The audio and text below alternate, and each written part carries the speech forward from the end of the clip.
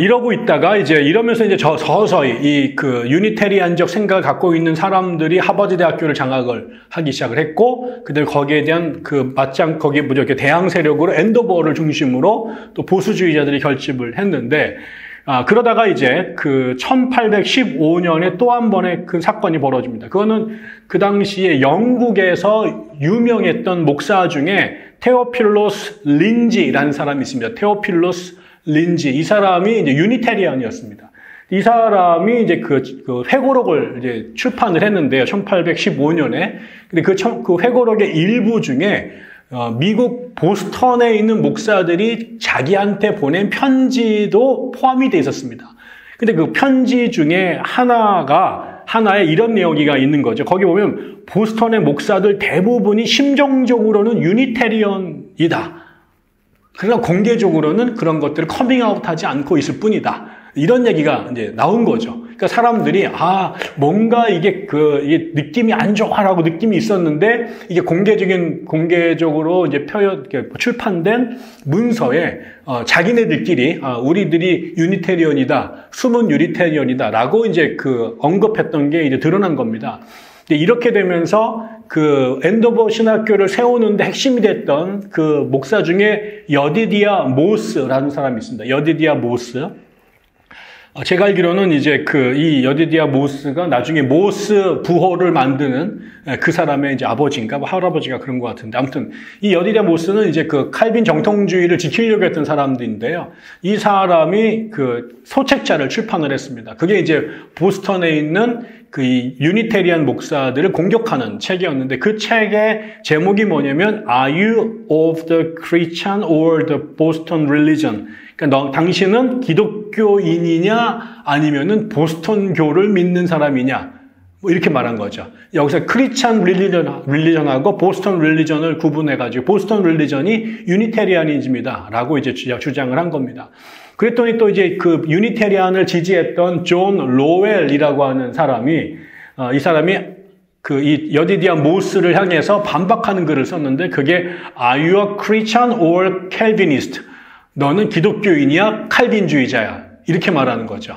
그러니까 이 정통파들은 자신들은 기독교인이고, 그 다음에 유니테리안들은 보스턴 릴리전이라고 하는 신흥 종교를 믿는 놈들이다, 이렇게 공격을 했다면, 또 존 로웰 같은 유니테리안 지지자들은 우리가 크리스찬이고 니네들은 칼빈주의자라고 하는 아주 협소한 분파주의자들이다, 이렇게 공격을 한 겁니다.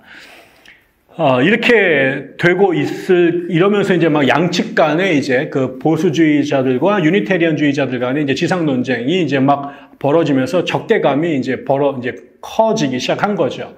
그러다가 결정적인 사건이 벌어진 게 1819년입니다. 그때부터 한 4년 지난 거죠. 1819년에 미국의 유니테리안주의를 대표하는 초창기의 제일 중요한 인물이 윌리엄 엘러리 채닝스라는 사람입니다. 윌리엄 엘러리 채닝스라고 하는 사람인데, 이 채닝스가 초창기 유니테리안의 신학을 정립했다라고 볼 수 있는 중요한 인물입니다.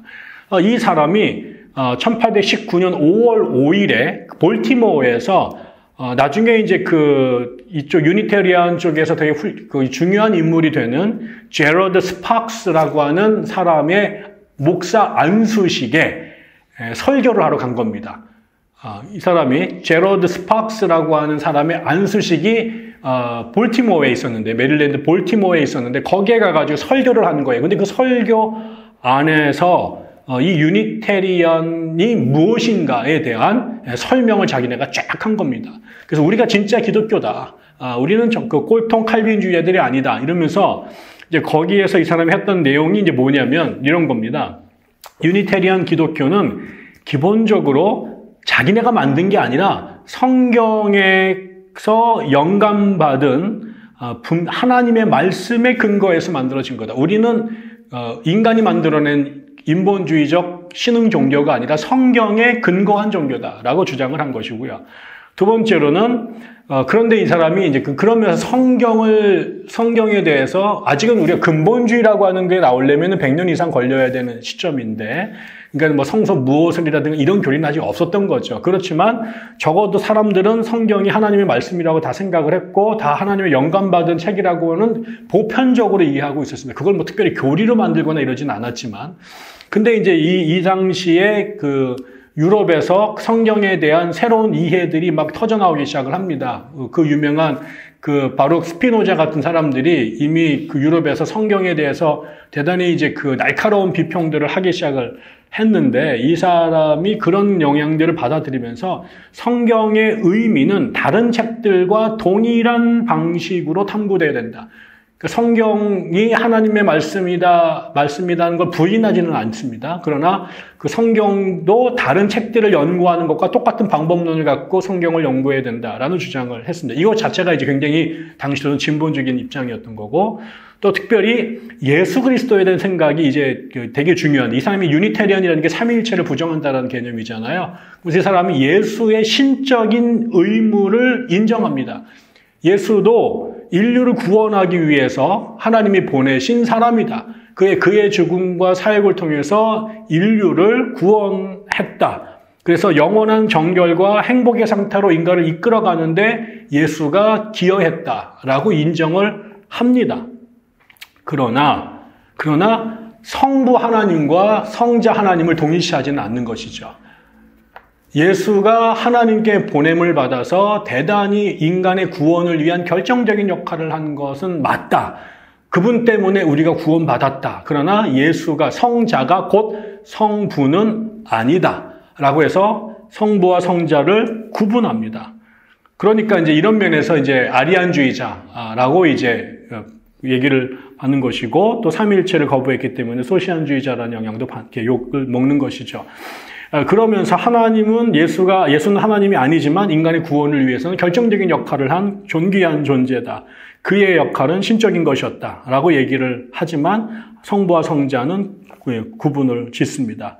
그런데 또 동시에 인간에 대해서는 인간과 하나님이 본질적으로 동일하다. 이렇게 주장을 합니다. 본질적으로. 그래서 인간과 하나님이 서로 합일될 수 있다. 그것을 합의를 추구해야 된다. 그러면 하나님의 무한한 완전성이 인간 안에 온전히 임하게 된다라는 주장들을 하게 된 거죠. 그래서 이런 이야기들 보면 첫째 성경에 대해서 적어도 후대에 나오는 성서 무호서를 주장하는 근본주의자들보다는 오히려 성서 비평학을 주장하는 그 자유주의적 성경관에 가깝고, 그 다음에 삼위일체를 인정하지 않고 예수와 그 하나님을 구분했다는 면에서는 이제 반삼위일체주의자가 맞는 것이고요. 그러나 또 인간에 대해서는 하나님과 본질적으로 동일한 부분이 있다. 그걸 지향해야 된다. 그래서 우리가 온전한 존재가 될 수 있다. 라는 인간에 대해서 지극히 낙관적이고 그 다음에 그 긍정적인 그런 생각들을 갖게 된 겁니다. 그래서 이제 그 뒤에 이제 그 제임스 클락이라고 하는 사람이 이제 신앙 선언이라는 거를 해가지고, 그 하나님의 부성, 그 다음에 인간의 형제의 예수님의 지도력, 성품에 의한 구원, 그 다음에 그 높은 곳을 향한 인류의 영원한 지속적 발전, 뭐 이런 것들을 이제, 자신들의 신앙의 중요한 덕목으로 주장을 하게 되죠. 이러면서 결과적으로 1825년에 The American Unitarian Association, 그래서 미국 유니테리안 협회가 1825년에 정식으로 설립이 된 거죠. 일단 교단으로서 유니테리안이 만들어진 겁니다. 그런데 이때 이제 유니테리안과 더불어서 그 또 하나 살펴봐야 될 것이 아까 유니버셜리스트, 보편주의자들입니다. 이 사람들은 인간의 부패성, 인간이 완전히 부패했기 때문에 인간은 그 스스로 구원받을 수 없다라고 믿었던 것하고, 그 다음에 칼빈이 말했던 제한적 구속, 제한적 속죄, 그래서 하나님이 선택한 소수의 사람들만 구원받는다, 이런 교리를 안 받아들였습니다. 그러니까 이게 이제 이런 면에서 그 유니테리언하고 똑같습니다. 그러니까 삼위일체 교리도 받아들이지 않았고, 그 다음에 인간에 대해서 무한한 긍정적인 것들도 주장을 했고, 그런데 대신 차이가 뭐냐면 유니테리언들은 미국 동부의 보스턴이라고 하는 도시에 살았던 지식인들이 믿었던 신앙입니다. 근데 똑같은 신앙을 훨씬 더 가난한 시골에 사는 평민들이 믿은 게 보편주의자들이었습니다. 따로따로 믿었어요. 그래서 나중에 시간이 지나니까 서로를 만났는데 똑같은 걸 믿는 거예요. 대신 사회적인 신분과 사는 지역이 도시냐 시골이냐, 그 다음에 부자들, 그 다음에 교육받은 사람들이냐 아니면 가난하고 못 배운 사람들이냐. 그래서 나중에 결국 이 두 교회가 합쳐지게 되는 것이죠. 그러면서 특별히 이 사람들은 이제 그 인간이 영원토록 저주받아서 지옥에 간다라고 하는 것.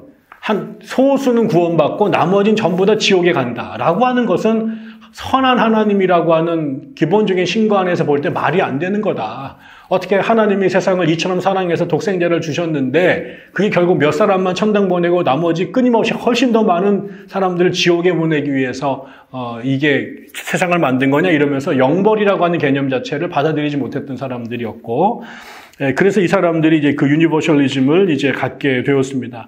이게 이제 미국이 생겨난 게 아니라 영국에서부터 건너온 건데 1770년경에 존 머레이라고 하는 사람이 미국으로 이거를 가지고 왔대요. 그러다가 이제 이게 그때 이제 소수의 사람만 믿었는데 그때부터 한 10년이 지나서 1781년에 침례교 목사였던 엘하나 윈체스터라는 침례교 목사, 엘하나 윈체스터라는 침례교 목사가 이 보편주의를 받아들입니다. 그러면서 이 사람을 통해서 이 주의가 이제 그 확산이 되기 시작을 이제 한 거죠. 이제 그런 것을 때를 맞추어서 조나단 에드워즈의 강력한 마스였고 제1차 대각성 운동의 가장 강력한 비판자였던 보스턴의 찰스 촌시 목사가 이 보편주의자들과 되게 비슷한 만인 구원에 대한 그런 글을 발표를 하게 되고 좀 지나서 호세아 벨로우라고 하는 사람도 전부 다 이 보편주의에 공감하는 글들을 이제 지식인들이 써내기 시작을 한 겁니다. 그래서 아까처럼 그 엘하나 윈체스터라고 하는 침례교 목사, 침례교 자체가 가난한 사람들이 많이 믿는 종교였는데 이 사람들을 통해서 대중적으로 흘러들어가고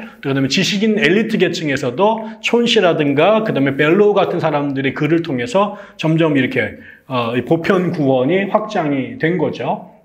그러니까 이제 유니테리안은 삼위일체를 반대하는 쪽에 좀 더 방점이 있었고 보편주의자들은 그다음에 만인 구원에 이제 광점이 있었는데 나머지 것들은 다 비슷했던 거죠. 강조점만 다르지 대부분의 신앙생활에 있어서 신앙